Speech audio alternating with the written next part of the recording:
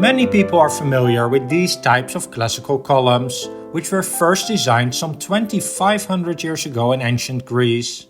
There are three main types of columns: the Doric, Ionic, and Corinthian columns.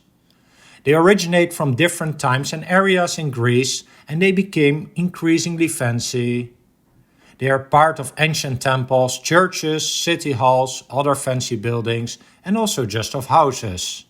Of course, there are more types of classical columns than the Doric, Ionic, and Corinthian, but for the moment, forget about them, as understanding these three is the basis for everything. We can look at these columns in three different ways. First, their functionality in supporting a building. Then, their aesthetic appeal. And third, their symbolic impact. The first classical column from ancient Greece is the simplest of all, and it is the Doric one. They originate, not surprisingly, from the Doric region of Greece, which is nowadays central Greece. They were first created around the 7th century BC, and the most famous building in this style is arguably the Parthenon on the Acropolis in Athens.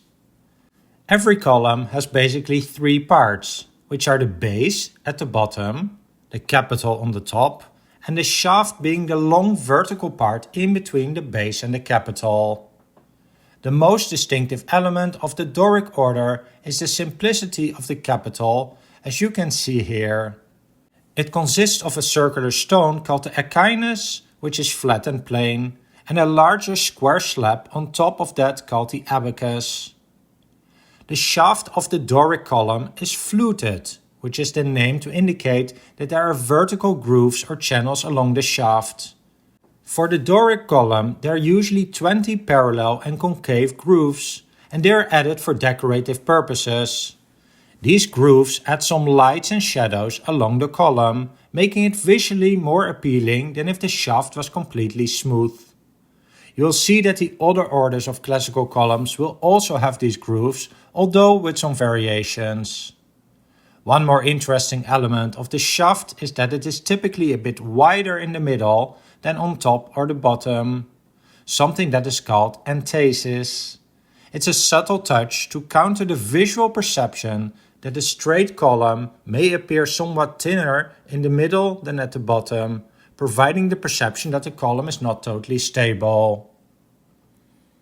Compared to the Ionic and Corinthian columns, the Doric ones are thicker and shorter, the idea being that they represent masculinity and strength, which were important values for the Doric tribes who first designed these columns.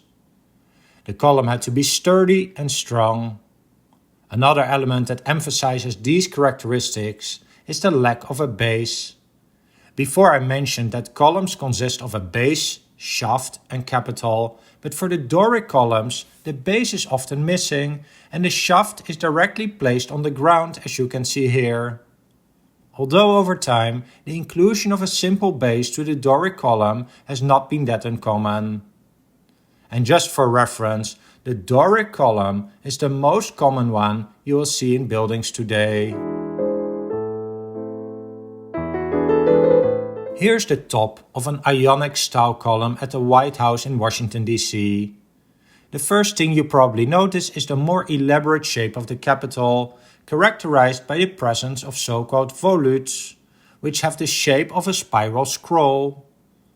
The main effect of these volutes is that instead of giving the impression of a very sturdy column like the Doric one, it creates some fanciness, rhythm and movement.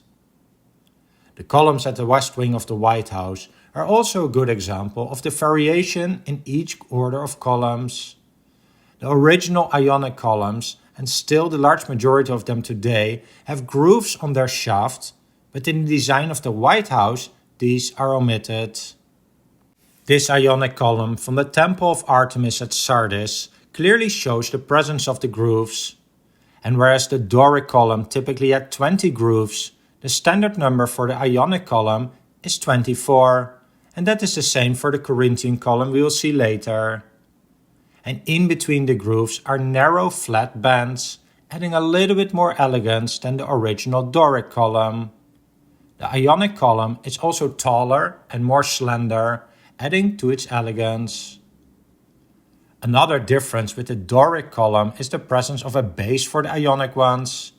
Typically, there are a few stacked rings used for the base, as you can see here.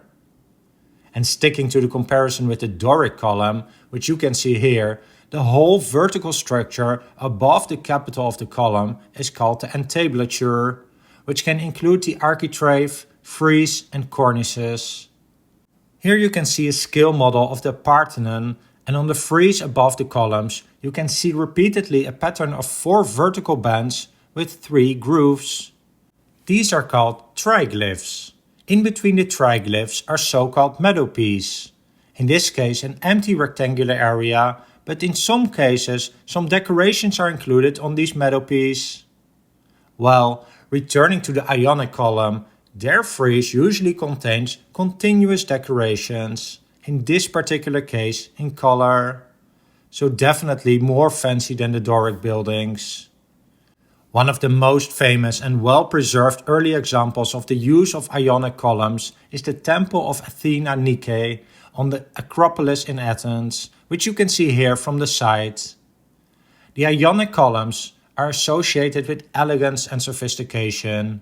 They originated with the Ionians, who lived at the time of their development on the west coast of current-day Turkey and were influenced by the decorative elements in neighboring cultures. The Corinthian column is the fanciest and narrowest of the 3 orders. More than the Ionic column, it is associated with luxury and trying to impress visitors. The most obvious difference is again the capital, which is decorated with scrollwork and acanthus leaves. Instead of 2 spiral scrolls on each side as for the Ionic column, the Corinthian one usually includes multiple scrolls and smaller ones, as well as several layers of leaves. The shaft and the base of the Corinthian columns are pretty comparable to the Ionic ones, although sometimes a little bit more refined or elaborate. The most famous ancient building with Corinthian columns is the Temple of Zeus at the Acropolis. Only 15 of the original 104 columns of this temple are still standing, partly because the Corinthian columns are less sturdy than the other orders. And in these images from older Corinthian columns, you will also notice that these are less well preserved in all their details, which is the consequence of having more intricate designs for the capitals, which are just more likely to break and be affected by the environment. You can also see that in the Pantheon in Rome. Looking at some of these columns, you could not immediately classify them as Corinthian, as they have deteriorated over time, but the one in the corner is still pretty complete.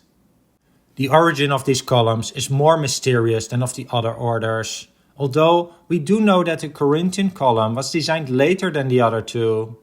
We also know that the Corinthian column was particularly popular among the Romans. You have already seen that not all columns within an order look the same.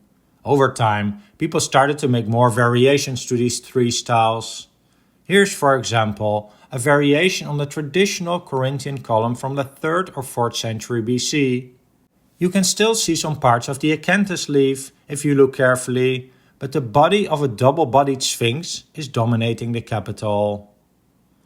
Some people would classify 5 major orders for classical columns, instead of the 3 we have considered so far, with the Tuscan and composite columns being added to the list, although these orders have definitely been less popular over time than the 3 main ones. The Tuscan column is basically a plainer version of the Doric column, and the composite column is an even fancier version than the Corinthian one. And if interested, I could maybe discuss these columns or some other architectural classical features in a future video. Just let me know in the comments. Well, I hope you enjoyed this video, and next time you go outside to a city center or so, have a look around which columns you see and try to figure out which style they are. You may be surprised how many you will discover. Finally, if you enjoyed this video, please hit the like and subscribe buttons and feel free to leave your thoughts in the comment section down below. Thanks for watching.